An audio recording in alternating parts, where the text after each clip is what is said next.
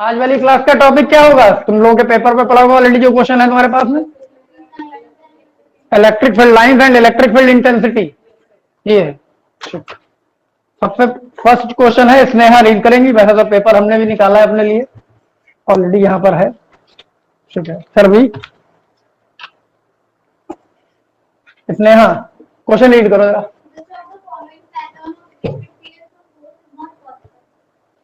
Following pattern, तो electric field lines यहाँ देख रहे हो जो उसमें क्वेश्चन में बनी हुई है वो बना के दिखा दो।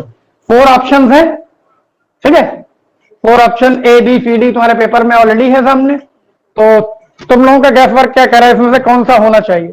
डायग्राम ये है, हम यहाँ पर इंडिकेट कर देते हैं, इस तरीके का डायग्राम है। इसको और ज्यादा बना सकते हो, ये ए है। एक मिनट, ये मार्कर नहीं चल रहा है प्रॉपर, एक मिनट रुक जाओ। ये ए है और दूसरा ये फिगर बी है और एक फिगर सी है। सी फिगर में ये इस तरीके का गिवन है, ये सी है ना, ठीक है। और एक और है, वो ये है, इस तरीके का, ये डी है ना। इतने ऑप्शन है, इसमें से कौन सा करेक्ट लगा है? क्वेश्चन एक बार रिपीट कर लेते हैं। Which of the following pattern of electric field line of force is not possible? कोई कह रहा है ए होगा, कोई कह रहा है सी होगा, मतलब सबके अलग अलग आंसर हैं। अच्छा एक मिनट, अब जरा इसको चेक कर लेते हैं, ठीक है। सबसे पहले तो ये जो लाइंस आती हुई दिख रही हैं इनसाइड, तो इट मींस अगर यहां पर माइनस क्यू चार्ज होता तो दिस पैटर्न इज पॉसिबल, है ना। इस तरीके से electric field line electric negative charge की तरफ आती है, जहां पर आके एंड होती है। पॉजिटिव इनका कहीं भी हो सकता है। अब सी ये बोल रहे हैं नितिन, तो सी में अगर हम यहाँ पर एक प्लस क्यू चार्ज रख दिया होता हमने, तो इलेक्ट्रिक फील्ड लाइन ऐसे ही तो जाती टुवर्ड्स द नेगेटिव। सपोज करो यहाँ आगे कहीं जाके नेगेटिव होगा, वहीं फिनिश हो जाएंगी लाइक द इलेक्ट्रिक डाइपोल। तो मींस ये भी पॉसिबल हो सकता है। चलो अब डी को देख लेते हैं। डी में हो सकता है हमने यहाँ पर कोई एक पॉजिटिव प्लेट रखी होती जिसपे पॉजिटिवली चार्ज होता डिस्ट्रीब्यूट, और यहां कहीं पर एक छोटा सा कोई ऑब्जेक्ट रख दिया होता जिसमें same negative charge formula induce हो जाएगा। तो इसका मतलब सारी की सारी पॉजिटिव इलेक्ट्रिक फील्ड लाइन निकल के नेगेटिव चार्ज की तरफ जाएंगी। मींस ये भी पॉसिबल है। अब एक बचा, वही पॉसिबल नहीं होगा। रीजन सुन लो सिर्फ हमसे, ठीक है। अब तो समझ गए ना, बी आंसर इसका होगा। जब भी हम यूनिफॉर्म इलेक्ट्रिक फील्ड डिसाइड करते हैं, क्योंकि सारे यूनिफॉर्म हो या नॉन यूनिफॉर्म हो, तो इक्विडिस्टेंट होनी चाहिए पैरेलल लाइंस। यहां देख रहे हैं स्पेसिंग अलग अलग है, फर्स्ट वाली 2 लाइंस में अलग है, इन 2 लाइंस में अलग है, और बीच में ये मिड में अलग अलग है। तो इसका राइट ऑप्शन सी होगा, सॉरी बी, ठीक है। क्लियर है ना, किसी को कोई डाउट तो नहीं है? अरे जब uniform electric field line draw करते हैं तो जो लाइंस पैरेलल होती है इनके बीच की डिस्टेंस भी बराबर होनी चाहिए। और ये देख रहे हो ना, कम ज्यादा है, इसीलिए पेपर में दिया है तुम लोगों को क्वेश्चन, ताकि डायग्राम क्लियर हो पाए, क्योंकि विदाउट डायग्राम कैसे क्लियर कर पाओगे। तो ये तो हो गया तुम्हारा आज है। हाँ लगा लो, तो तुम ही लोगे, काम का है, मेरे काम का है। यहां पे निकल गया एक बार तो ये हो गया फर्स्ट क्वेश्चन हमारा, ठीक है। आगे जरा एक बार विजुअल चेक करके उसमें ही बता देना, क्योंकि बाद में तुम लोग देखोगे तो मैं भी ठीक। क्लियर है ना?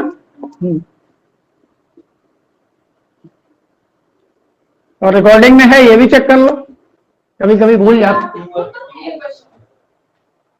खुद हम कुछ नहीं बनाते, जो फिजिक्स बोलती है हम वही करते हैं। हाँ जाहिर सी बात है, क्वेश्चन है तो बुक्स के ही होंगे, सिलेक्शन वहीं से होगा पूरा। रिकॉर्ड्स में इसमें एक बार चेक कर लो, रिकॉर्डिंग है, ओके। तो सेकंड क्वेश्चन ये भी देखते रहना, विजुअल आउटसाइड ना हो बोर्ड से। सेकंड क्वेश्चन तुम लोग रीड करोगे, अरे रीड करो जरा। अच्छा जो 4 ऑप्शन गिवन है, पहले यहां पर आज वो भी नोटिस करते हैं, ऑप्शन देख लेते हैं क्या क्या है। न्यूटन कूलम इनवर्स है, बी ऑप्शन है। वोल्ट मीटर इनवर्स है, फिर जूल कूलम इनवर्स, ठीक। फिर joule coulomb inverse metre inverse. इसमें से तुम्हें ये बताना है which one of the following is not unit of electric field, का कौन सा यूनिट नहीं है। तो डी वाला पक्का, सारे लोग डी बोल रहे हैं। अच्छा जरा देख लेते हैं कौन सा क्यों नहीं, रीजन भी समझ लो, क्योंकि यहाँ का आ रहा है तो इसका मतलब यही कि कॉन्सेप्ट क्लियर हो जाए। फर्स्ट न्यूटन पर कूलम है जो सीधे सीधे होता है, क्योंकि ई का फॉर्मूला हमारे पास में होता है F upon Q, Q not होता है वैसे बेसिकली, तो न्यूटन पर कूलम लिख सकते हैं, करेक्ट यूनिट है। ई का दूसरा फॉर्मूला होता है डीवी बाई डी आर, वैसे तो नेगेटिव भी होता है, तो यहां से वोल्ट पर मीटर पॉसिबल है, मतलब ये होगा। अब थर्ड फॉर्मूले पे आते हैं, जूल पर कूलम। जूल होता है वर्क का और कूलम होता है चार्ज का। ई का ऐसा कोई भी फॉर्मूला हमारे पास नहीं है। W upon Q, it is the formula of potential difference. और ये जिसकी तुम बात कर रहे हो, तो ये जूल पर कूलम, ठीक है, यहां से ही दिख रहा है, अपॉन में भी मीटर है। जूल पर कूलम किसका आया, बी का एक्चुअली, तो volt upon metre this is here, means D option नहीं हो सकता। तो कौन सा ऑप्शन करेक्ट होगा, सी ऑप्शन होगा। तो आंसर गलत हो गया नितिन तुम्हारा ये, कोई बात नहीं, अभी गलत हो जाए कोई बात नहीं, एग्जाम में ना हो, ठीक है, इसीलिए करवा रहे हैं कि ये मिस्टेक वहां ना करो, जल्दबाजी मत करना बिल्कुल भी, क्वेश्चन ठीक से रीड करो जो पॉसिबिलिटीज हैं। और ऑब्जेक्टिव क्वेश्चन का सबसे तरीका अच्छा ये होता है कि जिनकी पॉसिबिलिटीज नहीं है पहले आप उनको सर्च कर लो, तो ऑप्शंस कम बचेंगे आपके पास में। तो थर्ड वाला जो क्वेश्चन है हमारा, वो क्वेश्चन है, चलो ये हम ही रीड कर लेते हैं। A proton and electron are located in a uniform electric field, they will experiences, 4 option है इसमें। ए है equal force in the same direction, equal force in the opposite direction, और 2 ऑप्शन हमारे उस वाले पेज पे चले गए। Equal acceleration in the opposite direction, acceleration equal in magnitude. तो ये जो 4 ऑप्शन हमें दिख रहे हैं, एक मिनट इसको डायग्राम में समझ लेते हैं। क्वेश्चन में एक इलेक्ट्रिक फील्ड है और इसी में कहीं पर एक प्रोटॉन रख दिया गया, एक इलेक्ट्रॉन रख दिया गया। फर्स्ट ऑप्शन को चेक करते हैं, equal forces in the same direction. तो फोर्स तो चार्ज दोनों पे इक्वल होता है, इक्वल्स टू ई होगा, चार्ज ई इलेक्ट्रॉन पे भी होता है, प्रोटॉन पे भी होता है। Equal forces in same direction, अब डायरेक्शन देखो, प्रोटॉन पॉजिटिव चार्ज है, पॉजिटिव चार्ज पे डायरेक्शन इलेक्ट्रिक फील्ड के डायरेक्शन में होगा, और ये इलेक्ट्रॉन नेगेटिव चार्ज है, इस पे अपोजिट डायरेक्शन में होगा। तो हमें ये तो दिख रहा है कि फोर्स इक्वल होंगे लेकिन इनका डायरेक्शन अपोजिट होगा, तो ऐसा अगर कोई ऑप्शन है तो वो करेक्ट होगा। तो हमें लगता है बी ऑप्शन इसमें सामने, इक्वल एक्सेलरेशन, हाँ हाँ, नहीं मास अलग अलग है तो एक्सेलरेशन इक्वल नहीं हो सकता। एक मिनट तुम्हारा वेदांत, तुम्हारा भी जरा क्लियर कर देते हैं। A equals to F upon M, mass of proton is 1.67 into 10 to the power -27 kg, और mass of electron is 9.1 into 10 to the power -31 kg, means they have the differ mass. तो mass अलग अलग होगा तो acceleration same possible नहीं है, इसका मतलब अदर 2 ऑप्शन में पॉसिबिलिटी नहीं है, ठीक है। तो ऑप्शन कौन सा हुआ, बी, इसका सही आंसर होगा आंसर बी।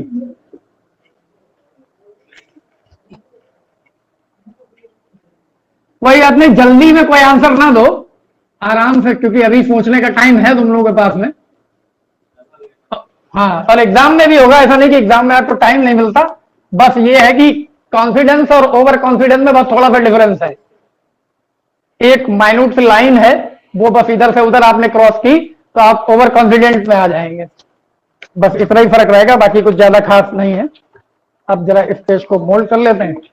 नेक्स्ट वाला जो हमारा क्वेश्चन है उसके अकॉर्डिंग, 4th क्वेश्चन, ये शायद नितिन मोबाइल ऑन है क्या तुम्हारा, अच्छा,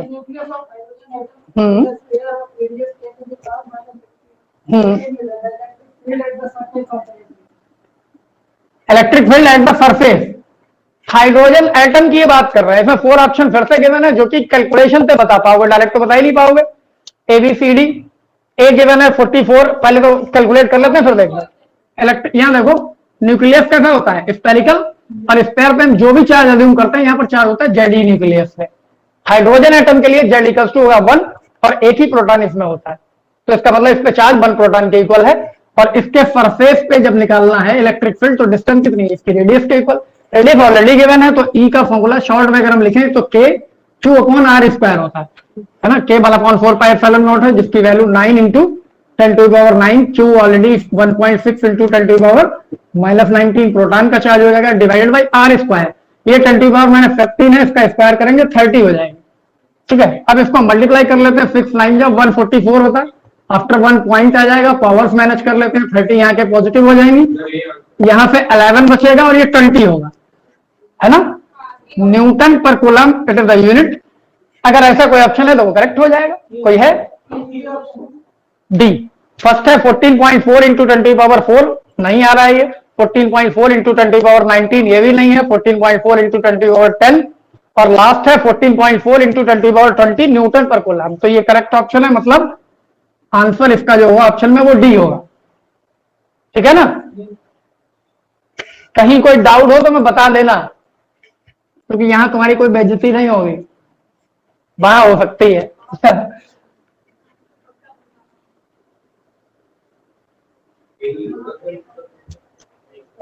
अब है हमारा नेक्स्ट क्वेश्चन है, फिफ्थ क्वेश्चन, है ना? फिफ्थ क्वेश्चन में भी देख लेते हैं क्या, ये हम ही रीड कर लेते हैं। चलो, a point positive charge if brought near an isolated conducting sphere, figure given है, the electric field is best given by. 4 figure हैं जो तुम लोग को अपने डायग्राम में तो दिख ही रही होंगी, हम यहां पर थोड़ा सा क्लियर कर देते हैं। ये एक स्फेरिकल कंडक्टिंग बॉडी है, यहां से ये इलेक्ट्रिक फील्ड लाइन दिखाई जा रही है इस तरीके से।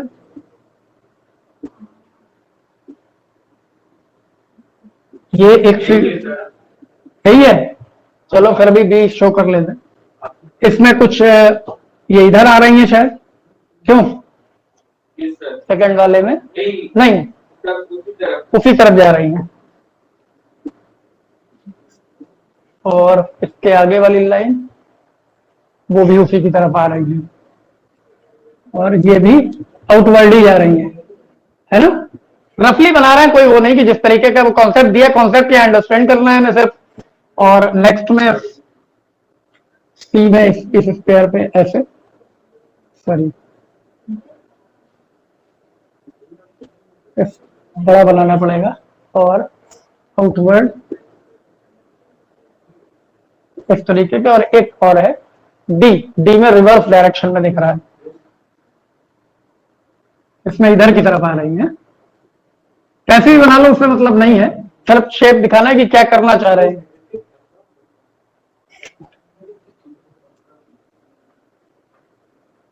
अच्छा, क्वेश्चन में स्टार्ट में कह दिया है, अ point positive charge is brought near an isolated conducting sphere, इसके पास में एक पॉजिटिव चार्ज रखा है, तो कौन सा आंसर तुम लोग एक्सपेक्ट कर रहे हो इसमें? डी होगा। अच्छा, जरा लॉजिक बताओगे ना क्या? बी वाले में सर आपने डायग्राम पूरा सर, अच्छा ये वाले में इसकी जो डोज निकल रही है वो इनवर्ट टुवर्ड्स द इधर है, हां इधर से सही है, उधर से प्लस क्यों है, मतलब इधर वाली ना, इधर वाली बी फिगर वो है। हाँ ठीक है, ये कोई नहीं, तो तुम लोग के अकॉर्डिंग ये सही है। Yes sir. अच्छा ठीक है, चेक कर लेते हैं इसको कौन सा सही होना चाहिए इसमें पहले। अब पहले तो तुम लोग को करेक्ट करते हैं कहाँ क्या प्रॉब्लम, जैसे डी फोर्थ है हमारा, फोर्थ ऑप्शन है, ये थर्ड है, ये सेकंड है, ये फर्स्ट है, इसमें करेक्ट कौन सा? यहाँ देखो पॉजिटिव चार्ज सब जगह यहाँ पर है, इसमें यहाँ पर है, इसमें यहाँ पर है, इसमें यहाँ पे स्मॉल बना है, चलो कैपिटल या कुछ कैसा ही बना लो, प्लस क्यू यहाँ है, प्लस क्यू यहाँ, हर पोजिशन में प्लस क्यू यहाँ इधर है लेफ्ट साइड में। अब सबसे पहले यहाँ से स्टार्ट करते हैं डी से, तो समझना जरूरी है, ये पॉजिटिव चार्ज है और इसमें इलेक्ट्रिक फील्ड लाइन इसी की तरफ आ रही है, तो पहली कंडीशन पॉसिबल नहीं है, क्योंकि electric field line away from the positive charge होती है, मतलब डी नहीं होगा। अब इस वाले पे आते हैं, ये पॉजिटिव चार्ज है, इससे इलेक्ट्रिक फील्ड लाइन सही जा रही है, बाहर की तरफ ही जा रही है, और यहां भी बाहर की तरफ ही जा रही है पूरा, तो ये पॉसिबल है क्या? नहीं, चलो खैर ये भी नहीं पॉसिबल है। अब तुम लोग के अकॉर्डिंग डी, इसमें भी ये इधर गई है और ये रिवर्स होकर आ रही है, ठीक है ना, ऐसा बता रहा है, और ए में ये पोजीशन है। अब जरा देख लेते हैं कॉन्सेप्ट पे आते हैं क्या है, तो तुम लोग खुद ही समझ, मतलब खुद आंसर सेलेक्ट करोगे, हम तो सिर्फ बताना है, यहां से बहुत सिंपल लग रहा है। अब पहला एक पार्ट देखते हैं, पहले से स्टार्ट करते हैं। यहां पॉजिटिव चार्ज से इलेक्ट्रिक फील्ड लाइन स्टार्ट हुई, कॉन्सेप्ट ये है electric field lines are originating from the positive charge and ending at the negative charge. अब दूसरा कॉन्सेप्ट सुनो, when we have a non charged body near to a charged body it induce a charge, charge body के पास में कोई uncharged body लाओगे तो उस पर चार्ज इंड्यूस होगा, जो सरफेस फ्रंट में होगा उस पर चार्ज कैसा इंड्यूस होगा, फॉर द अपोजिट नेचर। तो डेफिनेटली इस स्फीयर के इस वाले शेप पे जो चार्ज इंड्यूस होगा वो क्या होगा, निगेटिव होगा। So electric field line must be vanished here, यहां पर खत्म हो जानी चाहिए, जो कि हर स्फीयर में दिख रही है, खत्म ही हो रही है, आगे से फिर स्टार्ट हुई है, ठीक है। यहां पर हो गया नेगेटिव, तो इसका मतलब जितना नेगेटिव इधर आ गया तो other surface will be positive charge, उतने ही अमाउंट से दूसरा सरफेस पॉजिटिवली चार्ज हो जाना चाहिए, होना चाहिए कि नहीं। और जब ये पॉजिटिवली चार्ज हो गया तो इलेक्ट्रिक फील्ड लाइन फिर यहां से बाहर की तरफ ही जाएंगी, तो this is the correct option. अब बी में देख लो तो तुम लोगों ने मिस्टेक क्या की है, बी में मिस्टेक ये की कि अगर ये पॉजिटिव था तो ये नेगेटिव हो गया, अब अगर ये पॉजिटिव हुआ तो बात तो वही हो गई, पॉजिटिव की तरफ कैसे आ जाएंगी, है ना नितिन। यहां देखो, अगर ये तुम्हारा वाला आंसर माने तो यहां तो नेगेटिव फिनिश हो गया, अब ये अगर इधर ही आ रही है तो इधर तो चार्ज पॉजिटिव इंड्यूस होगा, तो वही वाली बात आ गई, जैसे इसमें पॉजिटिव की तरफ नहीं आ सकती तो यहां भी कैसे आ सकती।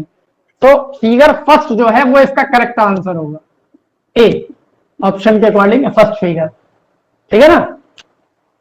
कहीं कहते हैं एमसीक्यू में बहुत स्पेशली फोकस करके करना है आपको, एक छोटा सा पॉइंट इधर से उधर होता है। अभी आजकल एग्जाम चल रहा है, आप देखो जीएससी का एग्जाम है, पीईटी का एग्जाम होता है, टीईटी का, इसमें ऐसा थोड़ा कोई बेवकूफ एग्जाम देते हैं, सारे इंटेलिजेंट लोग एग्जाम देते हैं, तो वो कॉन्फिडेंस ओवर कॉन्फिडेंट और एक ही क्वेश्चन के आंसर के कंफ्यूजन ये होगा कि ये होगा, ये सब होने की वजह से अदरवाइज वो सारे के सारे एलिजिबल लोग हैं, लेकिन उस पर्टिकुलर कंडीशन पे जाके आपका दिमाग कितना क्लिक करता है ये बहुत, इसका बहुत मीनिंग है।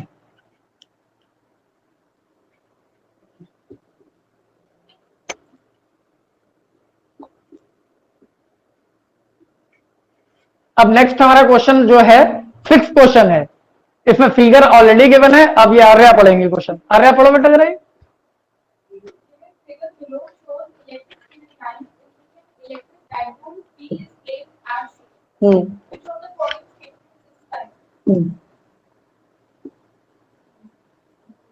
इस तरीके की है, कैसे भी बना लेते हैं। यहां पर एक डाइपोल है, इसमें माइनस क्यू, कैसे नहीं स्ट्रेट नहीं है सारी, चाहे तो स्ट्रेट भी बना सकते हो, कोई प्रॉब्लम नहीं है, हम सिर्फ एक ही डायरेक्शन में बना रहे हैं, इस तरीके से दिखाया है क्योंकि बोर्ड को रोटेट करने वही तुम्हारे लिए स्ट्रेट हो जाएंगी। हाँ, और स्ट्रेट है भी नहीं है जो डायग्राम में दिख रहा है। और ये पी डाइपोल मूवमेंट जो ऑलरेडी तुम लोग को पता है, माइनस क्यू से प्लस क्यू की तरफ होता है।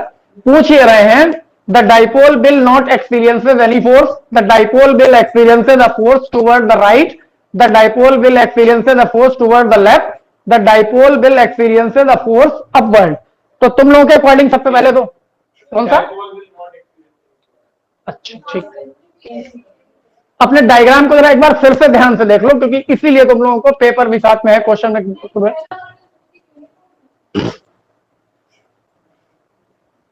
साइन अगर दोनों के बीच में एंगल 0 है तो साइन 0 की वैल्यू 0 जाएगी,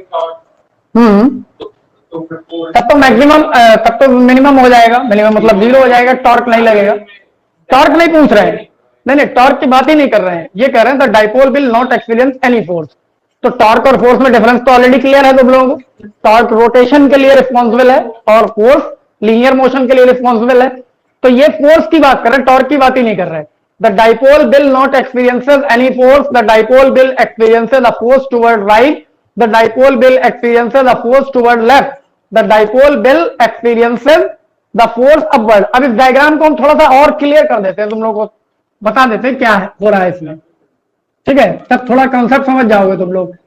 डायग्राम वाले क्वेश्चन को बहुत ध्यान से देखना है, कभी कभी कॉन्सेप्ट डायग्राम के अंदर छुपे होते हैं, वो आपको देखना है।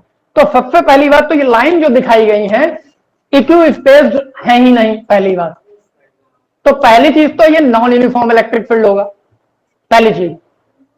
अब दूसरी तरीके से देखते हैं, ये जो स्पेस देख रहे हैं आप, ये यहां पर ही दिख रही है आपको, ज्यादा डेंस है और यहां पर ये डेंस नहीं है उतनी कंपैरेटिवली, तो डेंसिटी अलग अलग है। यूनिफॉर्म इलेक्ट्रिक फील्ड में number of electric field lines की डेंसिटी सेम होगी, इक्वल एरिया से equal number of lines pass out होंगी। जो यहां देखें दोनों लाइन हमें ड्रॉ करनी है, आपको अलग अलग लग रहा है, तो मींस इस डायग्राम में जो इलेक्ट्रिक फील्ड गिवन है वो नॉन यूनिफॉर्म है।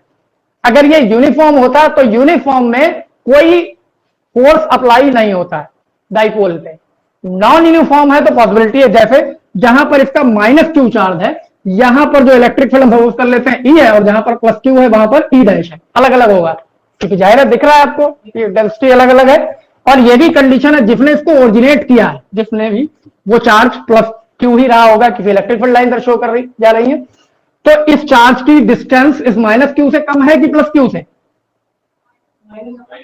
माइनस क्यू, और फोर्स का फॉर्मूला होता है क्यू ई, और इलेक्ट्रिक फील्ड डिपेंड करेगा डिस्टेंस के स्क्वायर पे, inversely proportional to E is inversely proportional to R square, 1/r² होता है ना फॉर्मूले में, 1/4πε0 q/r²।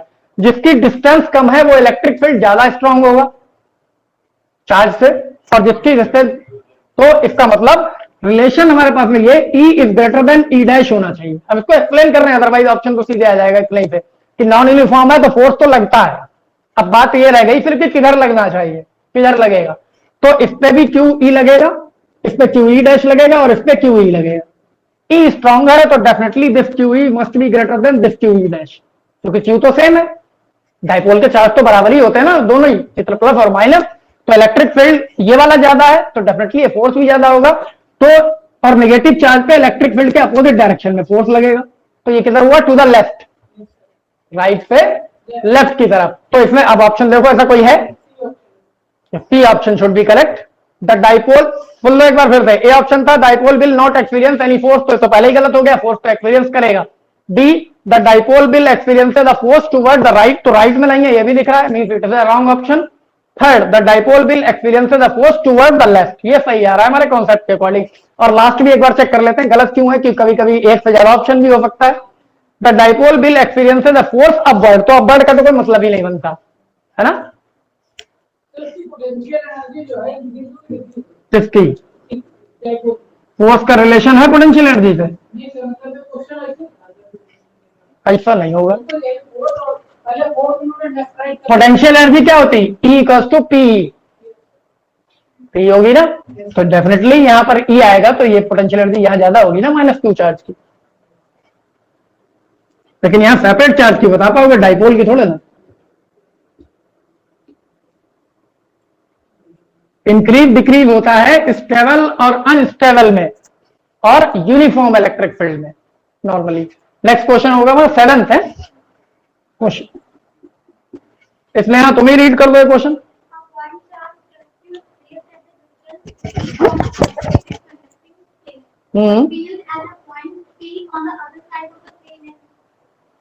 अच्छा एक बार हम भी रिपीट कर देते हैं, सारे लोग सुन लेंगे easily. A point charge plus q is placed at a distance d from an isolated conducting plane, the field at a point p on the other side of the plane is. अब 4 option जो है वो एक बार हम read करते हैं, तुम लोग इसमें से बताओगे।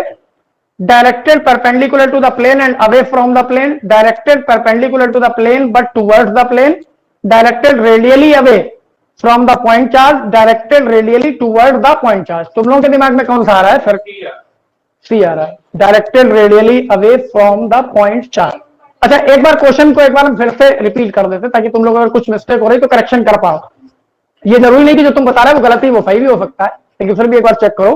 अ point charge q is placed at a distance d from an isolated conducting plane, the field at a point p on the other side of the plane is, ये था प्लेन के दूसरी साइड में जो पॉइंट P लिया गया है उस पर फील्ड के बारे में बात हो रही। वेदांत ने कहा कि C डायरेक्टली C होगा। आर्य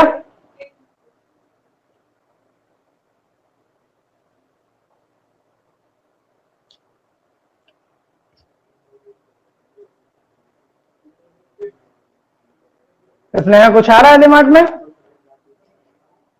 ऑप्शन सी होगा, डी होगा, ए होगा।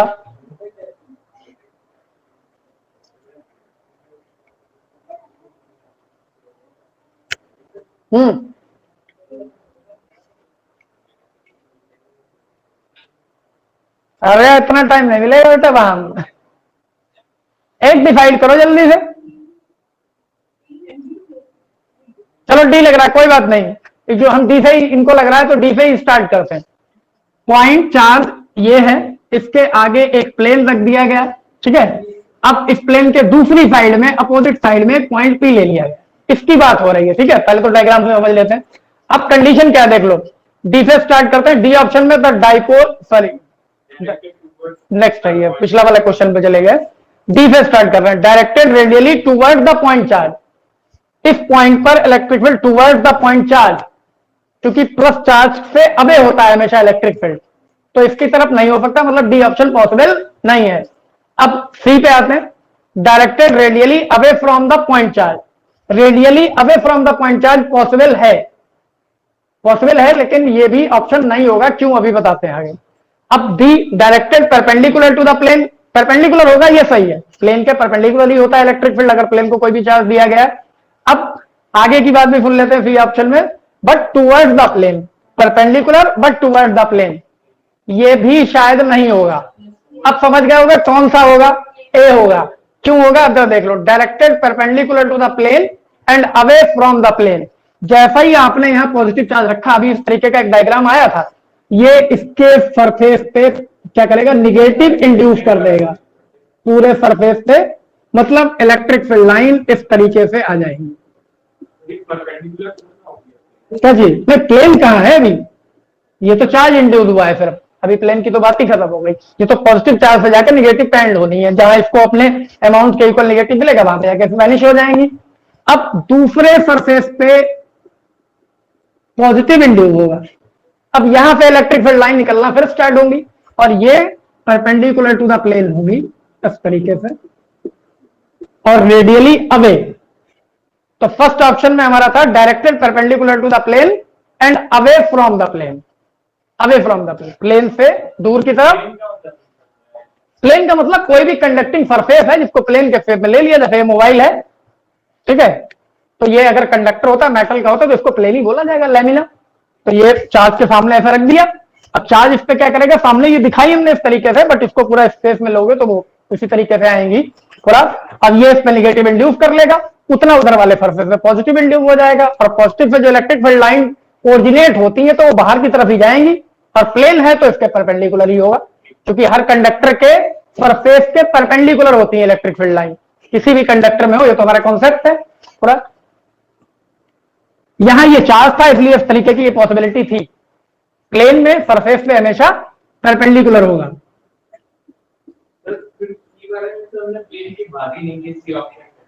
इसी में directed radially away from the point charge, हाँ उस हिसाब से थोड़ा तुम्हें सही लग रहा है, लेकिन इसका रिलेशन पॉइंट चार्ज से बचा ही नहीं। अब वो प्लेन की रिस्पेक्ट में चाह रहे हैं, क्योंकि पॉइंट कहां है, प्लेन पे है ना पॉइंट पी, तो आप चार्ज का तो रिलेशन वहां पे जाके फिनिश हो गया, जहां पर वो लाइंस टर्मिनेट हो गई, उसने जो इलेक्ट्रिक फील्ड डेवलप किया था वो टर्मिनेट हो गया।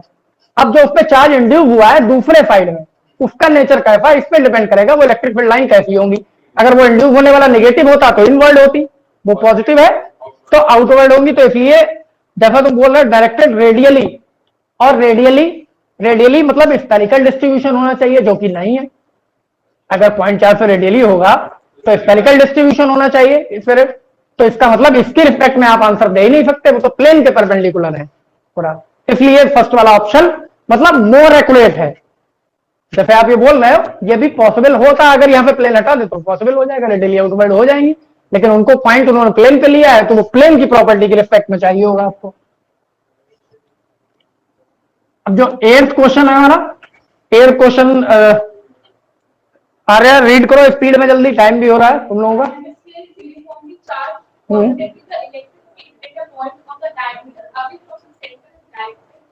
अच्छा इसमें 4 ऑप्शन है। क्वेश्चन जरा समझ लो, एक हेमी स्फीयर है 8th क्वेश्चन में, एक हेमी स्फीयर है, इसको पॉजिटिवली चार्ज किया गया, ये इसका डायमीटर यहां कहीं ले सकते हैं, ठीक है, ये इसका सेंटर होगा, ये भी पता है तुम लोगों को। अब क्वेश्चन जरा ध्यान से समझ लो, a hemisphere is uniformly charge positively, the electric field at a point on a diameter away from the centre. Point जहां पे लेना है डायमीटर पे लेना है, लेकिन सेंटर पे ना होके यहां से दूर होगा, चाहे इधर या उधर, ये नहीं बताया, तो ये हमने पी ले लिया। अब इसके रिस्पेक्ट में ये जो बोल रहे हैं option, perpendicular to the diameter होगा electric field, parallel to the diameter होगा, at an angle tilted towards the diameter होगा, at an angle tilted away from the diameter होगा। तो इसमें तो हमें पहले ही से दिख रहा है जो फर्स्ट ऑप्शन है वो मोस्ट एक्यूरेट है, परपेंडिकुलर टू द डायमीटर। लेकिन अगर अभी तुम लोगों से क्यों पूछ लेंगे तो प्रॉब्लम में आ जाओगे, तो क्यों हम बता देते हैं, क्योंकि हर क्वेश्चन का क्यों जरूर मालूम होना चाहिए टाइम में। इस पूरे चार्ज का डिस्ट्रीब्यूशन हम यूनिफॉर्म मान रहे हैं, तो इसका मतलब अगर हम इसका एक स्मॉल एलिमेंट ले लेते हैं, छोटा सा, जैसे कि लेते ही हम किसी भी सरफेस को लेकर, तो इस चार्ज, इसमें सपोज करो DQ चार्ज है, इस चार्ज की वजह से इलेक्ट्रिक फील्ड इस डायरेक्शन में होगा कि नहीं होगा, रेडियली आउटवर्ड, पॉजिटिवली चार्ज है तो बोल ही रहे। अब हेमीस्फीयर है तो इतना ही अमाउंट का हम इतनी लेंथ का इधर ले लें, इस पर भी तो DQ होगा, इसी से हम ये पॉइंट क्रॉस कराएं तो इसका इलेक्ट्रिक फील्ड रेडियल इधर होगा, ये ई डैश हो सकता है ना, इक्वल अमाउंट है तो एक्चुअली ई और ई डैश इक्वल ही होगा। इस तरीके से हम इसको जैसे कि एक कंप्लीट स्फीयर को दो सेमी स्फीयर हेमी स्फीयर में डिवाइड कर सकते हैं, तो ये हेमी स्फीयर ऑलरेडी है, इसको भी हम हाफ हाफ डिवाइड कर सकते हैं ना, हाफ सेगमेंट अलग हो गया, हाफ सेगमेंट अलग हो गया। तो ये जो इलेक्ट्रिक फील्ड, अब ये डायरेक्शन तो डिसाइड नहीं हो रहा है क्योंकि हर पार्ट का ये अलग अलग जा रहा है, एक सिंगल डायरेक्शन कैसे बताओगे, उसके लिए तो वेक्टर नोटेशन यूज करना पड़ेगा। तो इसका मतलब हर इलेक्ट्रिक फील्ड के कंपोनेंट करेंगे, इसका कंपोनेंट करें एक पैरेलल डायमीटर के एक परपेंडिकुलर, इसका करें एक पैरेलल एक परपेंडिकुलर, फिर कहीं पे और भी जैसे अमाउंट हमने यहां पे ले लिया, सीधा बिल्कुल इसके सामने ले लेते हैं तो भी ये इधर ही आ जाएगा, बिल्कुल एक अमाउंट यहां कहीं ले लेते हैं तो ये यहां पे इलेक्ट्रिक फील्ड इस तरीके से जाएगा, ठीक है। इसका फिर से कंपोनेंट होगा ऐसे और वर्टिकल फिर इस डायरेक्शन में, तो इस पॉइंट के इधर वाले एलिमेंट का इधर पैरेलल होगा उधर, तो वो तो कैंसिल आउट हो जाएंगे, लेकिन वर्टिकल सारे एक ही डायरेक्शन में आ रहे हैं, वर्टिकल कंपोनेंट ऐड अप होंगे और हॉरिजॉन्टल वाले सारे कैंसिल हो जाएंगे सारे के सारे। तो इसका मतलब ये हुआ कि जो डायरेक्शन हुआ perpendicular to the diameter and upward, इस डायमीटर के अकॉर्डिंग। बात समझ में आ रही है? पूरा पैरेलल सारे कंपोनेंट, आप रीजन भी लिख सकते हो इसमें, हालांकि यहाँ एक्सप्लेन नहीं करना है या फिर करेक्ट ऑप्शन बताना है। Perpendicular to the diameter, electric field सिर्फ डायमीटर के परपेंडिकुलर ही होगा। अगर इसके बाद भी क्लास के बाद भी कोई डाउट इनमें से किसी में रह जाए तो बाद में डिस्कस कर लेना, लीड मत करना, ऐसे ही अरे होगा जब तक बात पूरी समझ में ना जाए। 9th क्वेश्चन इसमें है,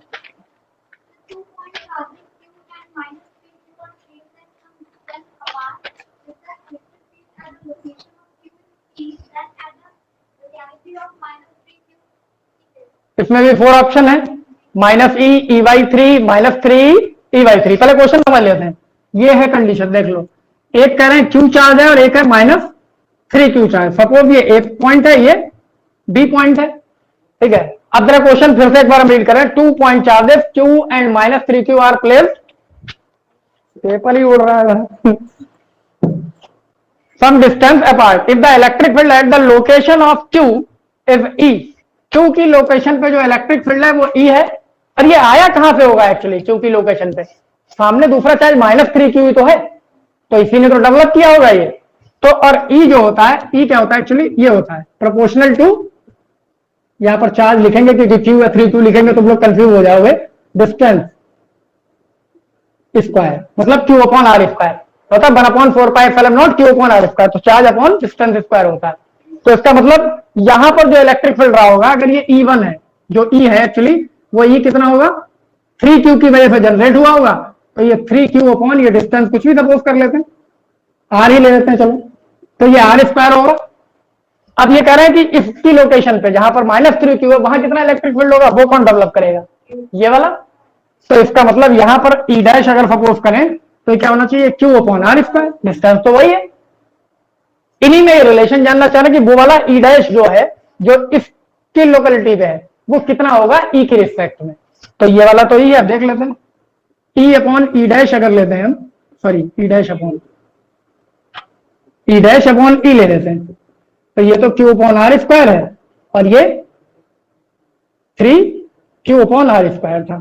क्या कैंसिल हो रहा है, Q अपॉन R स्क्वायर तो कैंसिल हो गया, E क्रॉस मल्टीप्लाई में इधर आ जाएगा, या चलो एक बार लिख देते हैं इसको, E dash is equals to E upon 3, है ना, ऐसा कोई ऑप्शन है क्या?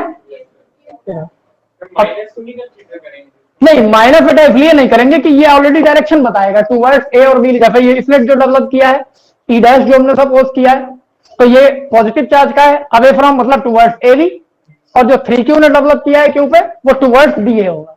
तो यहां पर ज्यादा से ज्यादा आप इतना दे सकते हो,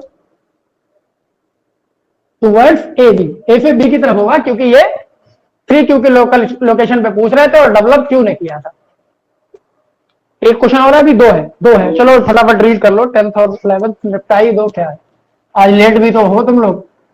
तो ऑप्शन कौन सा है, ये बी, तो इसका आंसर में लिख सकते हैं आंसर भी। ये क्वेश्चन जब हम वीडियो के साथ में, क्लास के साथ में क्वेश्चन हम अलग से पेपर डाल देते हैं, अगर बाई चांस किसी का मिसिंग हो तो उससे देख लें वो क्वेश्चन कहाँ के कौन से। अरे यार नेक्स्ट क्वेश्चन तुम ही रीड करो 10th।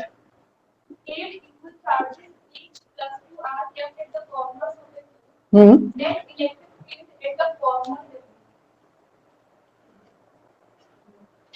नेट इलेक्ट्रिक फील्ड, कुछ मिस्टेक है क्वेश्चन में।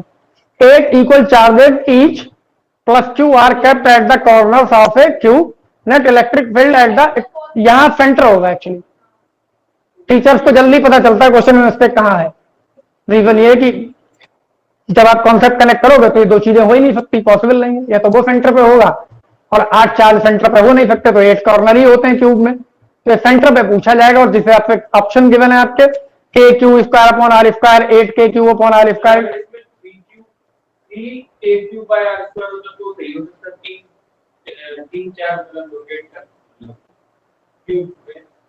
नहीं, फिर इनमें से एक्चुअली कोई ऑप्शन नहीं होगा। जब आप कॉर्नर पे कैलकुलेट करने जाएंगे इलेक्ट्रिक फील्ड, तो आप गॉस थ्योरम की हेल्प लेनी पड़ेगी, और गॉस थ्योरम के लिए उस कॉर्नर से आपको सरफेस डेवलप करना पड़ेगा।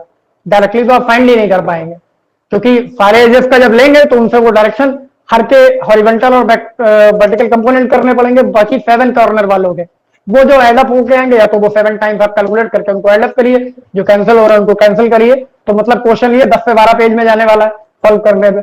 और कॉन्सेप्ट वाइज अप्लाई करेंगे तो गॉस थ्योरम अप्लाई करेंगे, तो उन कॉर्नर्स के ऊपर उतने ही सरफेस, मतलब वैसे ही ब्लॉक रखने स्टार्ट कर दीजिए 6 साइड से, तो एक बड़ा ब्लॉक बनेगा, क्यूब बन जाएगा, जिसकी साइड चेंज हो जाएगी, जैसे कि गॉस थ्योरम के क्वेश्चन होते हैं पूरा। तो ये सेंटर ही रहा होगा जिस तरीके के ऑप्शन है उससे पता चल रहा है, क्योंकि डिस्टेंस सब में आर गिवन है पूरा।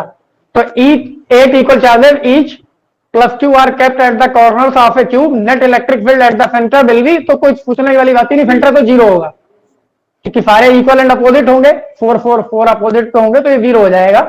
तो इसमें कुछ ऐसा सोचना नहीं है। लास्ट क्वेश्चन जो तुम लोगों का है क्वेश्चन 11, ठीक है, चलो ये तो सॉल्व भी नहीं करना पड़ा। 11th में Q, 2Q, 3Q and 4Q charges are placed at the 4 corners A, B, C and D of a square. What is the direction of the net electric field at the center O of the square? Option है A, AB, CB, AC and BD। तो पहले मैं यहाँ पे diagram दिखा देता हूँ तुम लोगों को क्या है,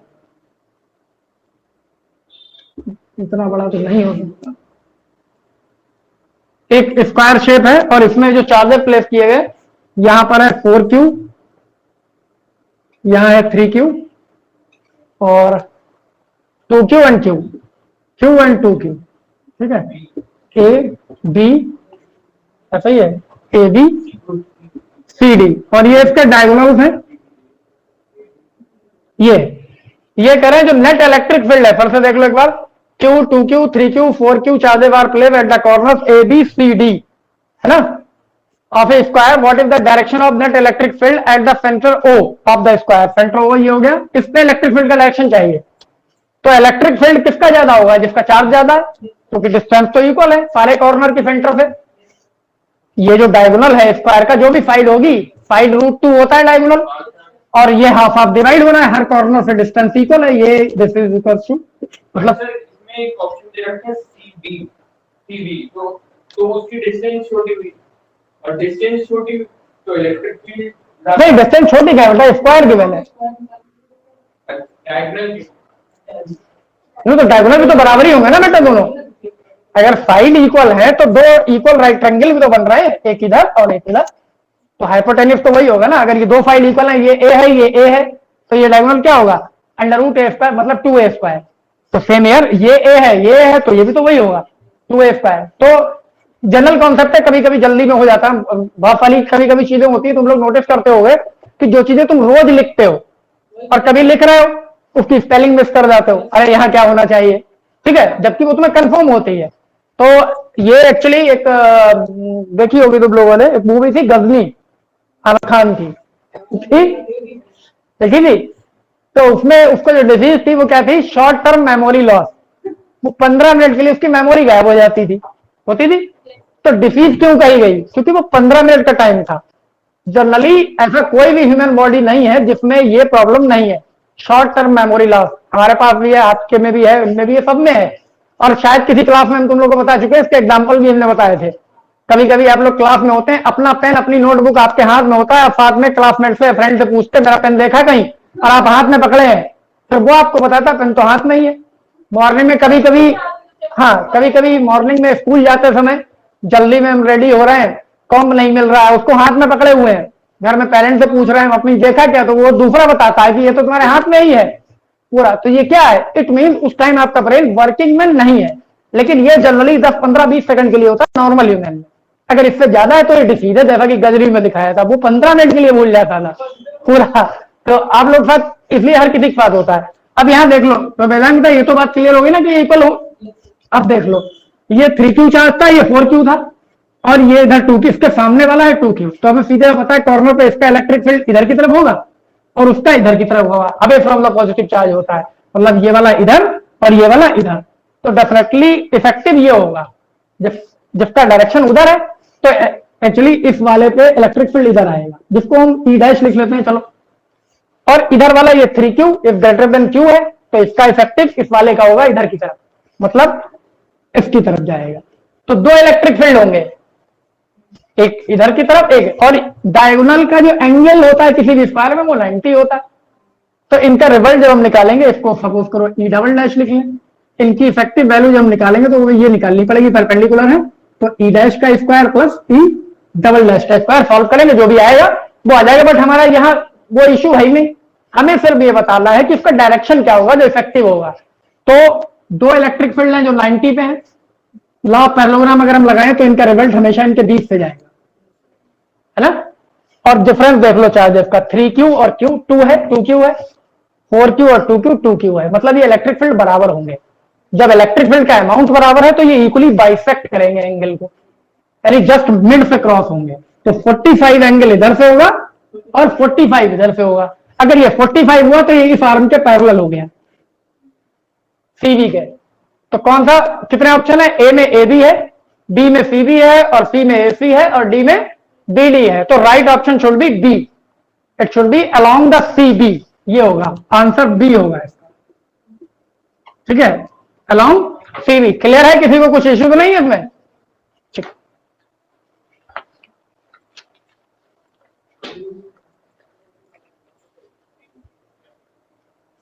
नेक्स्ट कल हम गॉस थ्योरम से रिलेटेड करेंगे। गॉस थ्योरम ही लास्ट टॉपिक है इस चैप्टर का पूरा, और थोड़ा सा उनको रीड करके आना ठीक से। तो हालांकि तुम लोग रीड कुछ भी करो, कितना भी करो, थोड़ी बहुत कहीं कुछ रह जाती है कमियां पूरा, तो उसको धीरे धीरे करके कलेक्ट करना है फटाफट। हाँ क्या जी, ये रख लो तुम लोगों से जो आपको इलेक्ट्रिक डाइपोल पे बेस्ड क्वेश्चन एमसीक्यू में बहुत कम है, एक दो क्वेश्चन इसी में आए हैं, आगे उसमें भी आएंगे, गॉस थ्योरम वाले में भी।